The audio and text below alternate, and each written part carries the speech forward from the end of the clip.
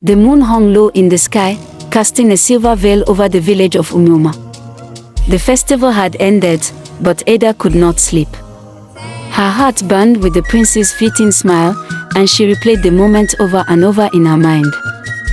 That night, while the village slept, she snuck away from the slave quarters. Her bare feet padded softly on the cold earth as she made her way to the edge of the royal palace's outer walls. The palace, with its towering stone structures and imposing gate, seemed both a fortress and a dream that had now become an obsession. But there were shadows in the night.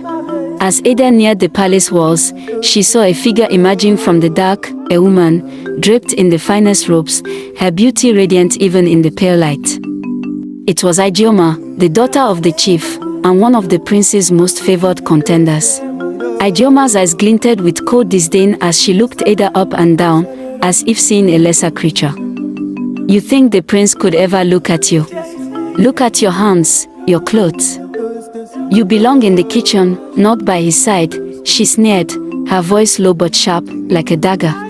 Ada flinched, but her gaze didn't waver. I am not here to compete with you, she said quietly. I'm only here to dream. Ijeoma's laughter rang out, echoing through the empty streets. Dream, little slave. Dream all you want. The prince will never choose someone like you. You will never be more than a servant.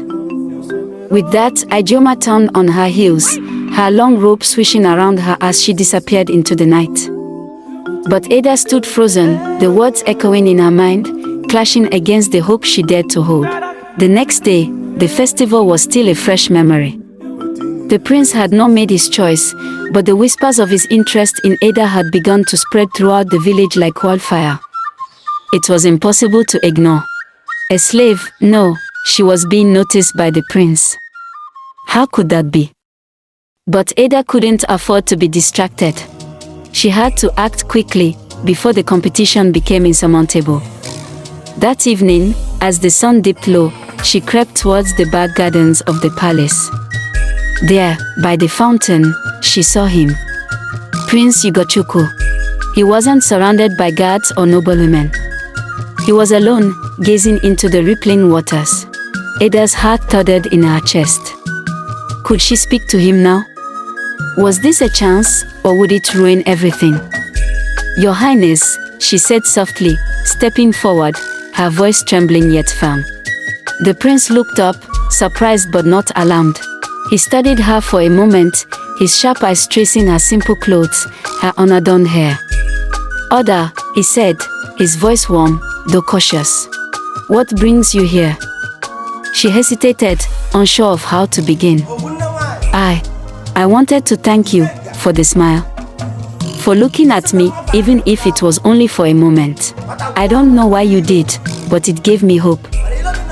His expression softened, and he stepped closer to her, his voice lowering. You're not like the others, Ada. I've seen you for years, even though you've always remained in the background. There's something about you, something that calls to me. He paused. But you know as well as I do that this between us, cannot happen.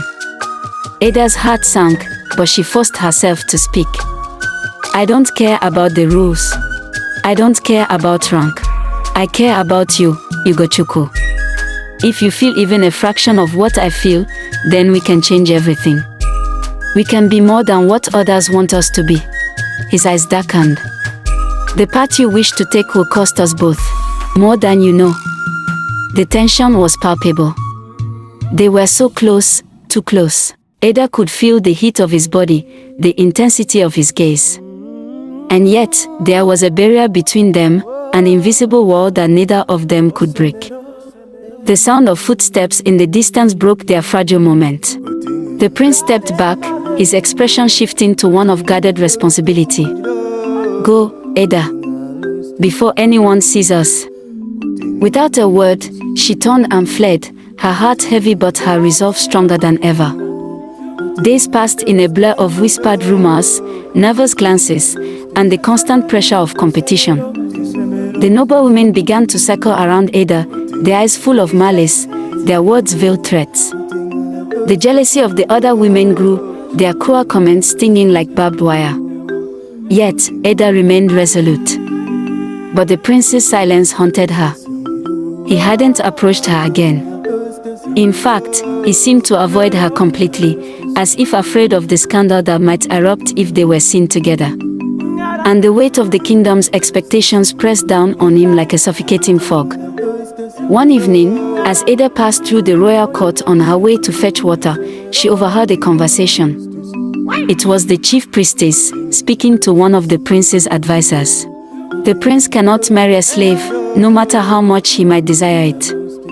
It would dishonor our kingdom. There are ancient laws, bloodlines must be kept pure, alliances must be forged. The princesses are ready, all in line to marry him. This slave girl, the priestess sneered, is a threat to everything. Ada felt the blood drain from her face.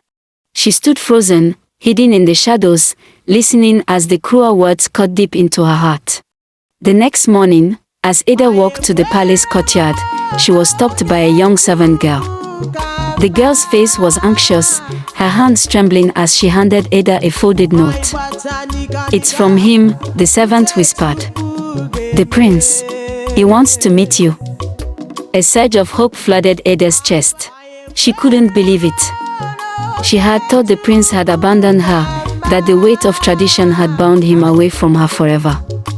But now, there was a chance.